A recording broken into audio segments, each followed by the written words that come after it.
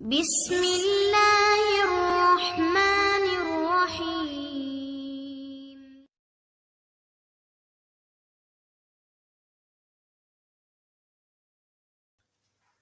الحمدللہ رب العالمین والصلاة والسلام علی رسولہ الکریم.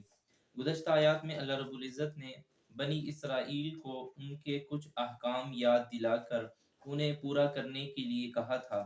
پہلا حکم اللہ نے انہیں یہ دیا تھا کہ شرک کا ارتکاب نہ کریں، والدین کے ساتھ حسن سلوک کریں اور اپنی گفتگو کے اندر مہذب لہجہ اختیار کریں، نماز اور زکوٰۃ کی پابندی کریں.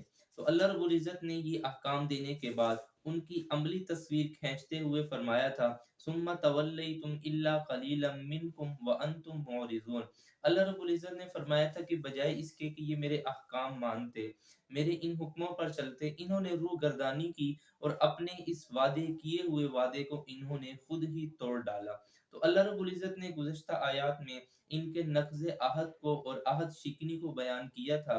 اسی سلسلے اور تناظر میں اللہ رب العزت نے ان کی ایک اور عہد شکنی کو بیان کرتے ہوئے فرمایا ہے کہ میں نے ان سے کہا تھا کہ آپس میں جنگ و جدل نہیں کرنی، آپس میں ایک دوسرے کا خون نہیں کرنا اور آپس میں ایک دوسرے کو جلا وطن نہیں کرنا.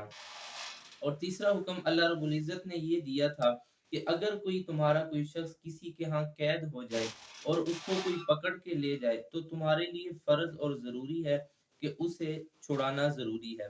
اس کا پس منظر کچھ یوں ہے کہ مدینہ کے اندر دو قسم کے قبائل موجود تھے، ایک مشرکین کا اور ایک یہودیوں کا. مشرکین کے بھی دو قبیلے تھے اور یہودیوں کے بھی دو بڑے قبیلے تھے. اوس اور خزرج یہ مشرکین کے قبیلے تھے اور بنو قریظہ اور بنو قینقاع اور بنو نذیر یہ یہودیوں کے قبائل تھے. اب ان دونوں کی آپس میں دوستی تھی، اوس اور قریظہ کی آپس میں دوستی تھی اور خزرج کی اور بنو نذیر کی آپس میں دوستی تھی. یعنی ایک مشرک قبیلے کی اور ایک یہودی قبیلے کی آپس میں دوستی تھی، حلیف تھے. تو اب ایسا ہوتا کہ جب یہ بنو قریظہ والے جنگ و جدل کرتے تو چونکہ قریظہ کے دوست تھے اوس والے، تو یہ بھی ان کے ساتھ مل کر اپنے یہودیوں بھائیوں کا قتل ناحق کرتے، انہیں نقصان پہنچاتے. تو اللہ رب العزت نے انہیں یہ حکم دیا تھا کہ بھائی میں نے تو تمہیں یہ کہا ہے کہ آپس میں ایک دوسرے کا قتل ناحق نہیں کرنا، ایک دوسرے کو نقصان نہیں پہنچانا. تم دوسروں کے پیچھے چھپ کر ایک دوسرے کو قتل کرتے ہو، ایک دوسرے کو جلا وطن کرتے ہو. دو حکموں پر تم عمل نہیں کرتے، ایک حکم کو تم ماننے کے لیے تیار ہو. وہ حکم یہ ہے کہ جب ان کا کوئی شخص کسی کے ہاں قید ہو جاتا تو یہ سب مل کر مال دے کر اسے چھڑا لیتے. تو اللہ رب العزت اسی تناظر میں فرماتے ہیں وَإِذْ أَخَذْنَا مِيثَاقَكُمْ لَا تَسْفِكُونَ دِمَاءَكُمْ. میں نے تم سے یہ وعدہ لیا تھا اور تورات میں تم سے یہ کہا تھا کہ ایک دوسرے کا قتل ناحق نہیں کرنا. وَلَا تُخْرِجُونَ أَنفُسَكُم مِّن دِيَارِكُمْ. اور تم نے ایک دوسروں کو گھر سے نہیں نکالنا. یعنی اگر کوئی شخص کسی کو نقصان بھی کرے تو جو غالب اور طاقتور ہو وہ کسی کو اس کے گھروں سے نہ نکالے. لیکن تم نے اس حکم کو بھی توڑا اور ایک دوسرے کو ظلم کرتے ہوئے ان کے گھروں سے نکال دیتے تھے. ثم اقررتم وانتم تشهدون. اللہ رب العزت فرماتے ہیں کہ تم گواہ بھی ہو، تمہیں اس بات کا علم بھی تھا اور تم نے اس بات پر گواہی بھی دی تھی کہ ہم اس حکم کو پورا کریں گے، اس کو نہیں توڑیں گے. لیکن تم نے اللہ رب العزت سے اس کیے ہوئے وعدے کو بھی توڑ ڈالا ہے. ثم انتم هؤلاء تقتلون انفسکم وتخرجون فریقا منکم من دیارہم. اللہ رب العزت نے ان کی عملی تصویر کھینچتے ہوئے فرمایا کہ وعدہ تم سے یہ لیا تھا کہ عہد نہیں توڑنا، نقصان نہیں پہنچانا، ظلم نہیں کرنا. لیکن تم لوگوں نے یہ دونوں حکم پامال کیے. تم دوسروں کو گھروں سے بھی نکالتے تھے، اپنے بھائیوں پر ظلم بھی کرتے تھے اور انہیں دوسروں کے پیچھے چھپ کر قتل بھی کرتے تھے. تو تم نے یہ دونوں حکم اللہ کے توڑے ہیں. تظاہرون علیہم بالاسم والعدوان.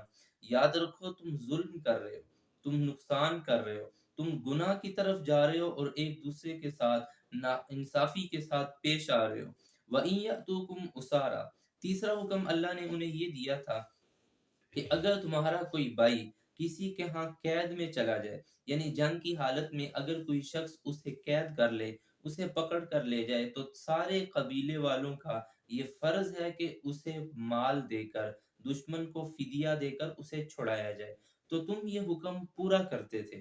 بلکہ امام ابن کثیر رحمہ اللہ نے یہاں ایک واقعہ لکھا ہے، وہ فرماتے ہیں کہ ایک دفعہ حضرت عمر کے زمانہ میں ایران کی جنگ برسر پیکار تھے۔ حضرت عبداللہ بن سلام رضی اللہ تعالیٰ عنہ جو یہود کے بہت بڑے عالم تھے، وہ بھی اس جنگ میں شریک تھے۔ وہ فرماتے ہیں کہ مجھے ایک یہودیہ لونڈی میرے قبضے میں آئی اور میں نے اسے 900 درہم کے اندر خرید لیا۔ تو ایک یہودی جو راس الجالوت نامی یہودی تھا، میں نے اس سے کہا کہ یہ مجھ سے خرید لو 4000 درہم میں، اور میں نے 900 درہم میں خریدی ہے، مجھ سے 4000 درہم میں لے لو۔ تو اس نے کہا کہ میں نہیں لیتا۔ تو وہ حضرت عبداللہ بن سلام کہنے لگے، تم یہودی ہو اور تمہاری کتاب کے اندر تورات میں یہ لکھا ہوا ہے، اللہ نے تم سے یہ وعدہ کیا تھا کہ اگر کوئی شخص تمہارا قید میں چلا جائے، تمہارا قید میں جا کر دشمن کے حوالے ہو جائے، تو تم نے اسے مال دے کر چھڑانا ہے۔ تو بہرحال وہ یہودی راس الجالوت نام، وہ اس بات پر تیار ہو گیا کہ مجھے 4000 درہم میں یہ لونڈی منظور ہے۔ تو سودا ہونے کے بعد، معاملہ طے کرنے کے بعد، عبداللہ بن سلام نے 2000 رقم اسے واپس کر دی، صرف اس بات کی یاد دہانی کرائی تھی کہ تم یہ حکم تو مانتے ہو کہ جب کوئی دشمن تمہارا قید میں چلا جائے، تمہارا کوئی شخص پکڑ لیا جائے، تم اس پر تو عمل کرتے ہو، مال دے کر اسے چھڑا لیتے ہو، لیکن آخر دو حکم جو اللہ پہلے دے چکے ہیں کہ قتل نہیں کرنا ایک دوسرے کو، ایک دوسرے کے گھروں سے نہیں نکالنا، تم اس پر کاربند نہیں ہو، تم اپنی خواہشات کے پیچھے چلتے ہو۔ تو اللہ فرماتے ہیں وَإِن يَأْتُوكُمْ أُسَارَىٰ تُفَادُوهُمْ وَهُوَ مُحَرَّمٌ عَلَيْكُمْ إِخْرَاجُهُمْ، اور اگر وہ تمہارے پاس قیدی بن کر آتے ہیں، تمہارے پاس اس حالت میں آتے ہیں کہ تم انہیں پکڑتے ہو، تو تم فدیہ دے کر بچا لیتے ہو، جبکہ تم پر یہ بھی حرام تھا کہ تم ایک دوسرے کو قید کرو، یہ بھی تم پر حرام ہے۔ افتؤمنون ببعض الکتاب وتکفرون ببعض، اللہ رب العزت فرماتے ہیں کہ اس کا معنی تو یہ ہے، تم اپنی خواہشات کے مطابق جس عمل پہ چاہو حکم پہ عمل کرتے ہو، اور جس حکم پہ چاہو عمل نہیں کرتے، تو یہ ایمان قابل قبول نہیں ہے۔ ایمان وہی قابل قبول ہے، عمل وہی قابل قبول ہے جو پورا پورا اللہ کے احکام کے مطابق ہو، اور اگر اللہ کا کوئی حکم پورا نہ کیا جائے تو یاد رکھو یہ ایمان کی حقیقت نہیں ہے۔ تو تمہارا تو یہ معاملہ ہے کہ تم کچھ پہ عمل کر رہے ہو اور کچھ کو چھوڑ رہے ہو۔ تو اس سے معلوم ہوا کہ ایمان جو ہے یہ اس وقت قابل قبول ہے جب جتنے بھی عقائد ضروریہ ہیں ان پر ایمان رکھا جائے۔ اگر بعض کو مان لیا جائے، بعض کو چھوڑ دیا جائے، تو اللہ فرماتے ہیں ایسا ایمان تمہارا قابل قبول نہیں ہے۔ اللہ رب العزت نے ان کی عہد شکنی کے بعد ان کی سزا بیان کی ہے کہ فما جزاء من يفعل ذلك منكم الا خزي في الحیات الدنیا۔ اللہ رب العزت فرماتے ہیں کہ تم نے یہ معاملہ اختیار کیا کہ کچھ کو مانتے ہو، کچھ کو چھوڑتے ہو، یاد رکھو دنیا میں بھی رسوا ہوگے، دنیا میں بھی ذلت کی زندگی تمہیں اٹھانی پڑے گی۔ اللہ رب العزت نے پہلے بھی یہ بات ارشاد فرمائی تھی، ضُرِبَتْ عَلَيْهِمُ الذِّلَّةُ وَالْمَسْكَنَةُ، کہ اگر تم نے یہی بد عہدی جاری رکھی، یہی قانون شکنی تم نے جاری رکھی اور اللہ کے حکموں کو یوں ہی پامال کرتے رہے، تو یاد رکھو دنیا میں میں رب تمہیں ذلیل کر کے دکھا دوں گا، اور پھر دنیا میں ذلت نہیں اٹھاؤ گے، دنیا میں لوگوں کے پیچھے پیچھے مت پھرو گے، بلکہ وَيَوْمَ الْقِيَامَةِ يُرَدُّونَ إِلَىٰ أَشَدِّ الْعَذَابِ، دنیا کا معاملہ تو یہی ہے کہ دنیا میں بھی ذلیل ہوگے، دنیا کی ساری قومیں تمہیں ذلیل اور خوار سمجھیں گی۔ آج ہم دیکھیں تو حقیقت بھی ایسی ہے، اللہ رب العزت نے ان پر ہمیشہ کی یہود اور بنی اسرائیل پر ذلت اور رسوائی کا سامنا ان کو کرنا پڑتا ہے۔ اگر کوئی شخص یہ کہہ دے کہ آج تو اسرائیل میں ان کی حکومت قائم ہے، آج تو ان کے پاس دولت بھی ہے، تو یاد رکھیے یہ ان کی اپنی حکومت نہیں ہے، یہ کٹ پتلی ہے، اور لوگوں نے ان کو پوری دنیا سے جمع کر کے، یہود کو جمع کر کے فلسطین میں صرف مسلمانوں کے بٹوارے کے لیے، مسلمانوں کو تقسیم کرنے کے لیے ان کو ایک ریاست بنا دے رکھی ہے۔ اگر آج بھی عالمی طاقتیں، استعماری قوتیں ہٹ جائیں تو ان کی قوت اور طاقت ختم ہونے میں لمحہ نہیں لگتا۔ تو اللہ رب العزت فرماتے ہیں یہ دنیا میں بھی ذلیل اور خوار ہوں گے، اور قیامت والے دن تو ان کو شدید اور سخت عذاب کا سامنا کرنا پڑے گا، صرف دنیا ہی میں نہیں آخرت میں بھی۔ کیوں؟ وَمَا اللَّهُ بِغَافِلٍ عَمَّا تَعْمَلُونَ، کیونکہ میں سارے ان کے کرتوت اور ان کے سارے عملوں کو دیکھ رہا ہوں، میں ان کی ایک ایک حرکت پہ نگاہ رکھے ہوئے ہوں، ان کے لیے فرشتے مقرر کر دیے ہیں، دنیا کا تمام نظام ان کے خلاف چل رہا ہے، تو ان کو قیامت کے دن پتہ چل جائے گا کہ انہوں نے دنیا کے اندر کیا پایا اور کیا کھویا۔ آگے اللہ رب العزت ان کا انجام بیان فرمانے کے بعد کہتے ہیں کہ اصل اس کی وجہ کیا ہے کہ یہ عہد شکنی کرتے ہیں، اللہ کی نافرمانی کرتے ہیں اور بغاوت کرتے ہیں۔ آخر اس کی وجہ کیا ہے؟ اللہ تعالیٰ نے اس کی حکمت بھی بیان فرما دی۔ اولئک الذین اشتروا الحیات الدنیا بالآخرہ، اللہ رب العزت فرماتے ہیں اصل میں دو زندگیوں کا ان کے پاس اختیار ہے۔ ایک تو ان کے پاس یہ ہے کہ یہ دنیا میں عیش و عشرت کر لیں، دنیا میں اپنی من چاہی زندگی گزار لیں، جیسا چاہے نظام بنا لیں اور اس پہ عمل کریں، اور ایک یہ ہے کہ جو آخرت کا نظام ہے کہ اس کے مطابق زندگی گزارے۔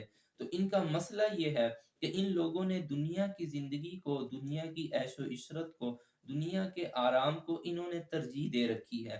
اولئک الذین اشتروا الحیات الدنیا، انہوں نے دنیا کی زندگی کو اپنے لیے اچھا سمجھا ہے، اپنے لیے اختیار کر رکھا ہے، اور بعد والی زندگی کو بھول بیٹھے ہیں۔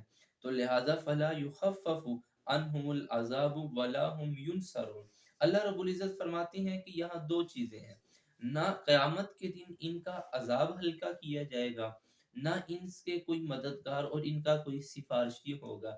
یعنی یوں نہیں ہو سکتا کہ کوئی طاقتور آدمی، کوئی مضبوط آدمی اللہ کی عدالت سے ان کو چھڑا لے، اور یہ بھی نہیں ہو سکتا کہ کوئی ان کی مدد کو آ پہنچے، اور یہ بھی نہیں ہو سکتا کہ ان کا عذاب ہلکا ہو جائے۔ یہاں ایک مسئلہ سمجھنے کا ہے، کیا کافر اور مشرک کے عذاب میں کمی ہو سکتی ہے یا نہیں؟ یعنی اگر اللہ رب العزت کے علم میں جو شخص کافر اور مشرک ہے اس کو عذاب ہلکا ہوگا یا نہیں؟ قرآن پاک میں اللہ رب العزت نے اس آیت میں فرمایا کہ کمی نہیں ہوگی، یعنی سخت سے سخت عذاب دیا جائے گا۔ اور حدیث شریف میں ایک مقام پر، بخاری شریف میں نبی کریم صلی اللہ علیہ وآلہ وسلم فرماتے ہیں کہ ابو طالب کو جہنم کا سخت عذاب اس لیے نہیں ہو رہا کہ انہوں نے میری مدد اور نصرت کی تھی، ہاں انہیں صرف آگ کے جوتے پہنائے گئے ہیں، ان کا صرف جسم جو ہے وہ ٹخنوں تک آگ میں ہے، لیکن اس کی وجہ سے ان کا دماغ کھول رہا ہے۔ تو اس سے معلوم ہوا کہ کافر اور مشرک کے عذاب میں کمی ہو سکتی ہے۔ تو یہاں یہ سمجھنا چاہیے کہ جب تک اللہ کا فیصلہ نہیں ہوگا کہ اس شخص کو یہ عذاب دیا جائے گا، اس سے پہلے پہلے عذاب میں کمی ہو سکتی ہے، لیکن اللہ کے فیصلہ کر لینے کے بعد، اس بات پہ تجویز کر لینے کے بعد کہ اب اس کے لیے یہ عذاب ہے، اس کے بعد کوئی کمی، اس کے بعد کوئی تخفیف نہیں ہو سکتی۔ تو بہرحال اللہ رب العزت نے ان کو ان کی عہد شکنی یاد دلا کر ایک مرتبہ پھر دعوت فکر دی ہے کہ تمہارے پاس وقت ہے، اب بھی اللہ کے احکام پر، پیغمبر کی صداقت پر، قرآن کی صداقت پر ایمان اور یقین رکھ کے دنیا اور آخرت میں کامیابی کی ضمانت لے سکتے ہو۔ اللہ تعالی ہمیں سمجھنے کی توفیق عطا فرمائے۔ وآخر دعوانا ان الحمد للہ رب العالمین۔